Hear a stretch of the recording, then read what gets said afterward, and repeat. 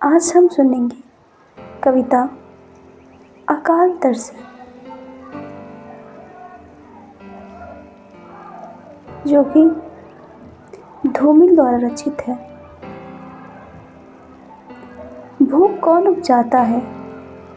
वह इरादा जो तरह देता है, या वह घरड़ा जो आंखों पर पट्टी बांधकर हमें घास की छट्टी में छोड़ आता है। उस चालाक आदमी ने मेरी बात का उत्तर नहीं दिया। उसने गलियों और सड़कों और घरों में बाढ़ की तरह फैले हुए बच्चों की ओर इशारा किया और हंसने लगा। मैंने उसका हाथ पकड़ते हुए कहा, बच्चे तो बेकारी के दिनों की बरकत है। इससे वे भी सहमत हैं जो हमारी हालात पर तरस खाकर खाने के लिए रसद देते हैं। उनका कहना है कि बच्चे हमें बसंत बुनने में मदद देते हैं, लेकिन यही वे भूलते हैं। दरअसल पेड़ पर बच्चे नहीं, हमारी अपराध फूलते हैं। मगर उस चालाक आदमी ने मेरी किसी बात का उत्तर नहीं दिया और हंसता रहा, हंसता रहा, हंसता रहा।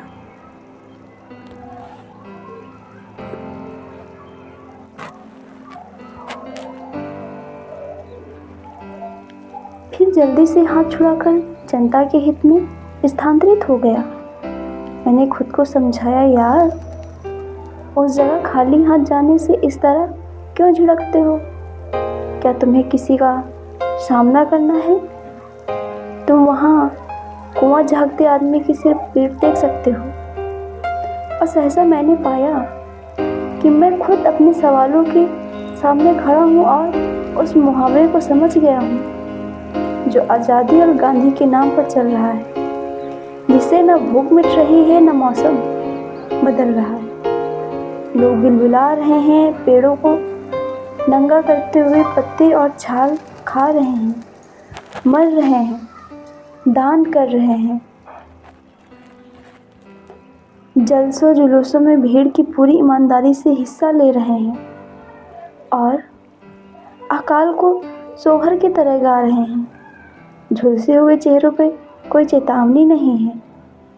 मैंने जब उनसे कहा कि देश, शासन और राशन उन्होंने मुझे टोक दिया है। अक्सर ये मुझे अपराध के असली मुकाम पर उंगली रखने से मना करते हैं।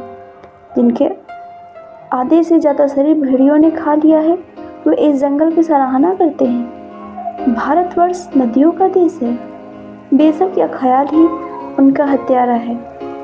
यह दूसरी बात है कि इस बार उन्हें पानी ने मारा है, मगर वे हैं कि असलियत नहीं समझते, अनाज में छिपे उस आदमी की नीयत नहीं समझते जो पूरे समुदाय से अपनी गिजा वसूल करता है, कभी गाय से, कभी हाथ से। यह सब कैसे होता है? मैं उसे समझाता हूँ, मैं उन्हें समझाता हूँ, यह कौन सा प्रजातांत्रिक नुस्खा है कि जिस उम्र में मेरी माँ का चेहरा झुर्रियों की झोली बन गया है, उसी उम्र की मेरी पड़ोस की महिला के चेहरे पर मेरी प्रेमिका की चेहरा सा लोच है। ले चुपचाप सुनते हैं, उनकी आंखों में विरक्त है, पछतावा है, संकोच है, या क्या है मुझे पता नहीं चलता। वे इस कदर पस्त हैं कि तटस्थ हैं, और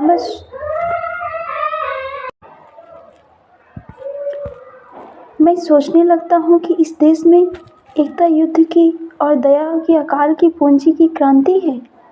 यहाँ के असंग लोगों के लिए, किसी अबोध बच्चे के लिए हाथों की जूझी है। किसने तुझको अंतर्यामिनी बतलाया उसका आना?